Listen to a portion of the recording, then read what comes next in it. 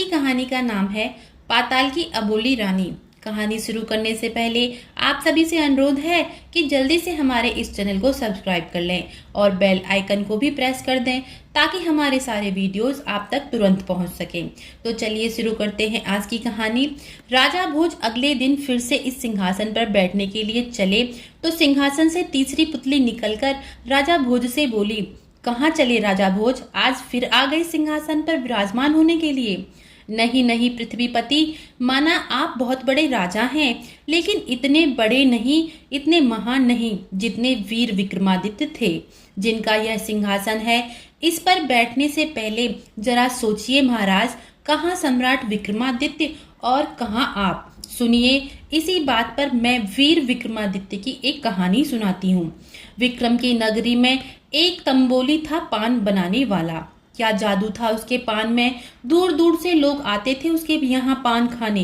कुछ दिन से प्रतिदिन एक स्त्री उसके पास पान लेने आती और बदले में एक स्वर्ण मुद्रा दे जाती। एक दिन वो तंबोली उस स्त्री से बोला, देवी आप प्रतिदिन आकर मुझसे पान ले जाती हैं और बदले में एक स्वर्ण मुद्रा दे जाती हैं। ये पान आप किसके लिए ले जाती हैं? कौन है जो स्वर्ण मुद्रा देता है हमारे पान के लिए? स्त्री बोली, तू चुपचाप अपना पान लगाया कर। मैं ये पान किसके लिए ले जाती हूँ, क्यों ले जाती हूँ, इससे तुझे क्या? ये ले अपनी मुद्रा संभाल। आगे से ऐसा प्रश्न पूछा तो ये जो प्रतिदिन सोने का सिक्का मिल रहा है ना, वो भी नहीं मिलेगा, समझे?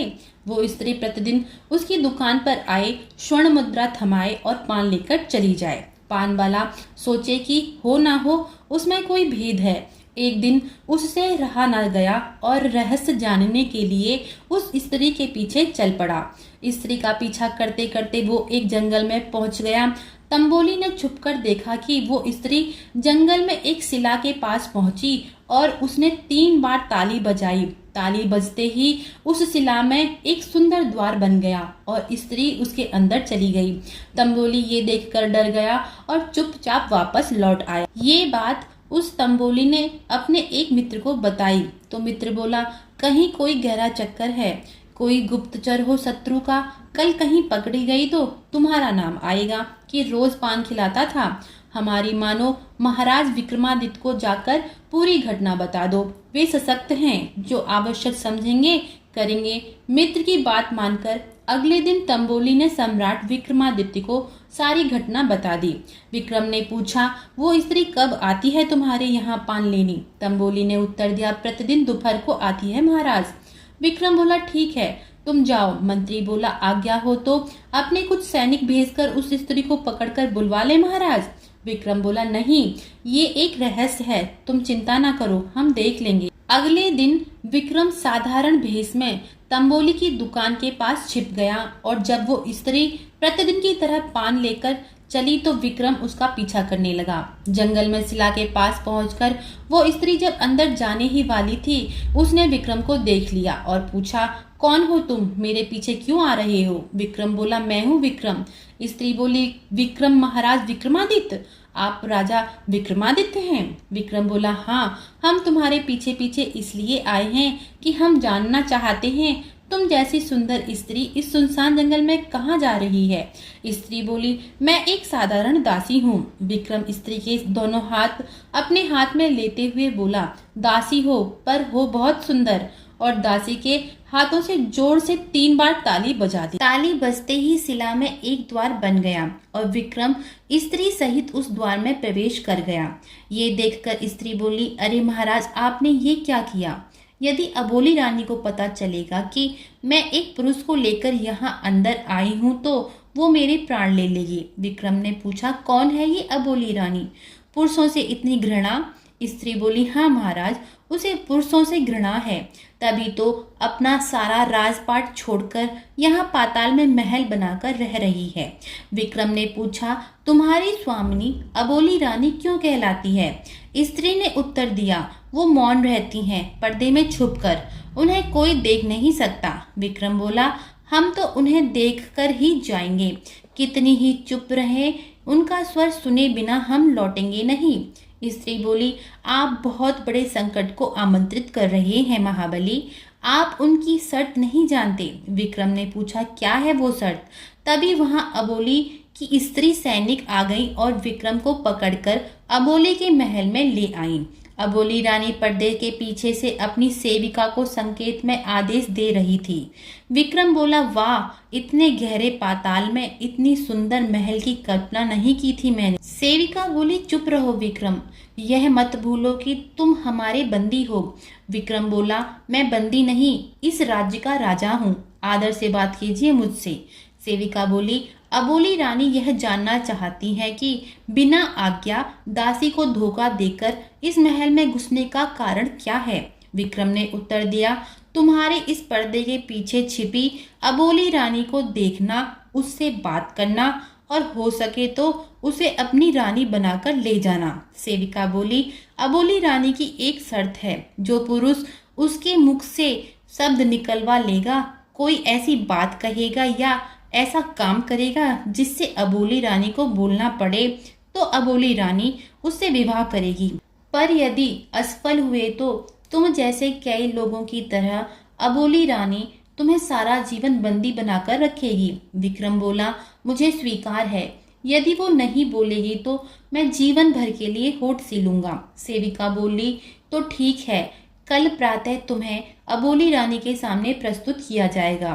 तब तक उज्जैनी के राजा होने के नाते तुम यहाँ आज अतिथि रहोगे। विक्रम बोला, शब्द व्यवहार के लिए आपकी मौन रहने वाली सुंदरी को मेरा धन्यवाद दीजिए।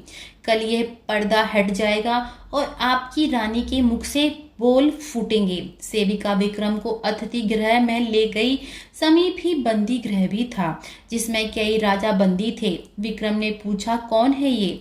सेविका बोली, हमारी बंदी, हमारे दास। विक्रम ने पूछा, क्या दोष है इनका? सेविका बोली, ये मूर्ख भी तुम्हारी तरह अबोली रानी का हृदय जीतने और विवाह करने आए थे। ना जाने क्या क्या गाकर, नाचकर, कथा सुनाकर रह गए, फिर भी अबोली रानी के मुख से एक शब्द भी ना निकला। विक्रम बोला, तुम्हारी रानी का हृदय पत्थर है और किसी कारण से नहीं तो इन दुखी लोगों को मुक्ति दिलाने के लिए उस पत्थर का पिघलना जरूरी है।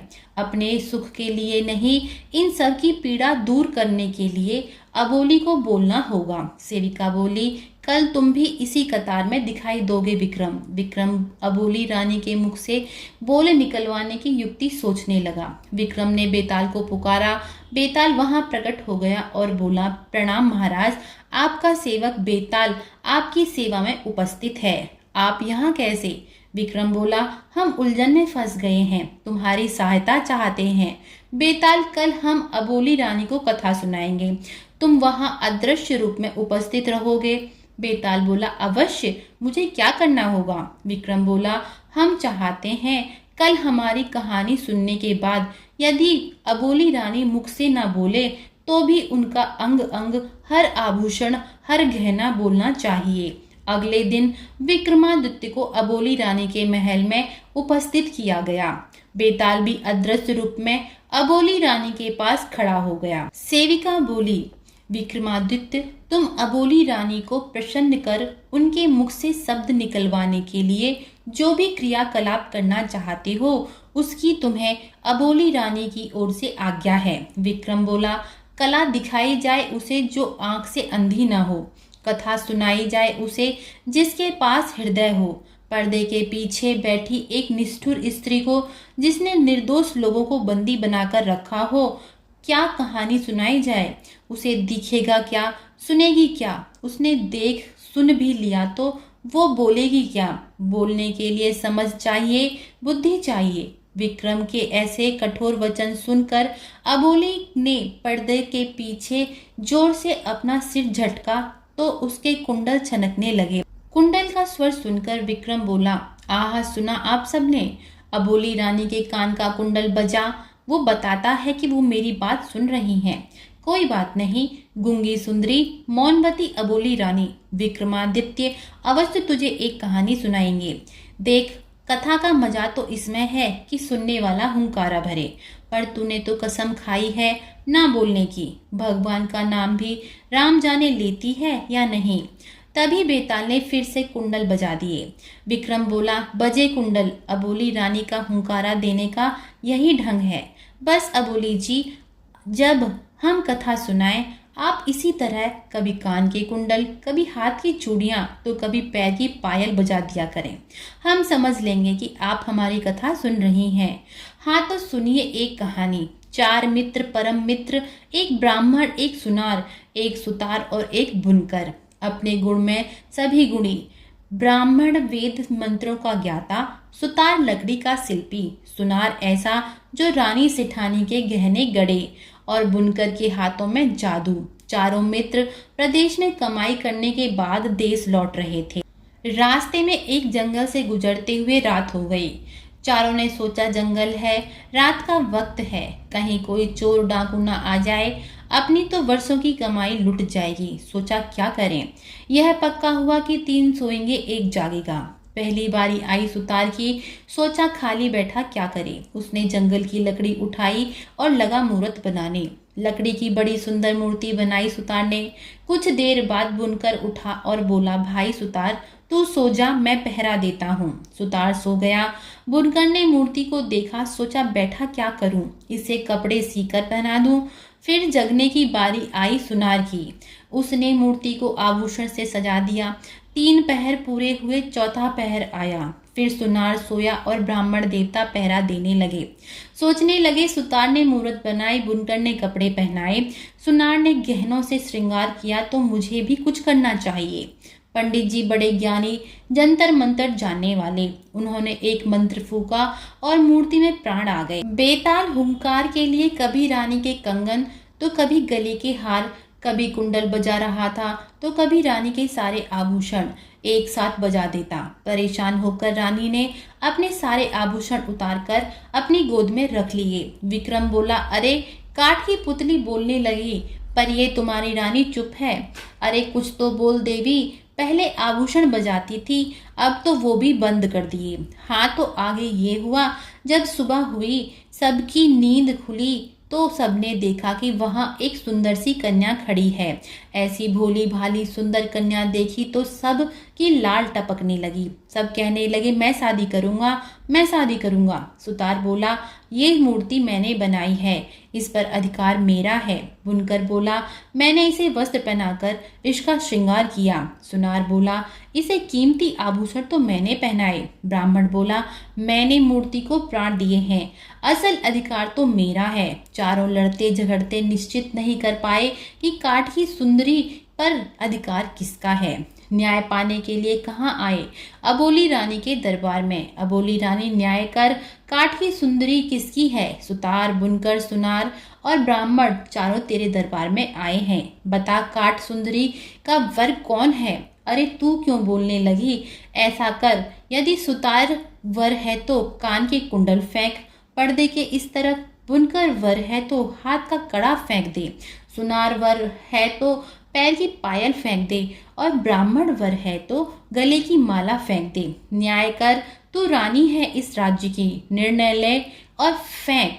तभी रानी के हाथ से सारे आभूषण बेताल ने पर्दे के इस तरफ फेंक दिए। सारे आभूषण देख विक्रम सेविकाओं से बोला, देखा आपने, ये है तुम्हारी रानी का न्याय। चारों को इसका पति बना दिया, सारे गहने फेंक दिए। अबोली रानी, अच्छा है कि तुम चुप रहती हो, वरना ऐसी मूर्खता करती, चारों को पति बना दिया। ये सुनकर अबोली रानी बोल उठी, बोली, नहीं नहीं, जिसने मूर्ति बनाई वो उसका पिता हुआ, जिसने वस्त्र पहनाए वो उसका भाई हुआ, जिसने प्राण दिए वो परमात्मा है, ईश्वर है, उसका पति सुनार है, जिसने आभूषण पहनाए। अबोली का सुर सुनकर विक्रम ने पर्दा हटा दिया और बोला, अबोली रानी, आखिर आप बोल गईं। तब विक्रम ने सारे बंदियों को मुक्त करा दिया। तीसरी पुतली बोली, तो ऐसे चतुर, इतने बुद्धिमान थे वीर विक्रम। यह सिंहासन उनका है जो जान के जोखिम मोल लेते थे। अपने प्राणों पर संकट आने पर भी अपना धीरज नहीं खोते थे। उनकी तुलना में तू जांच ले, यदि तुझे लगता है कि तू इतना बुद्धिमान है तो आप बैठ इस सिंहासन पर। ये सुनकर राजा भोज फिर से वापस लौट गए और तीसरी पुतली भी अंतर्ध्यान हो गई।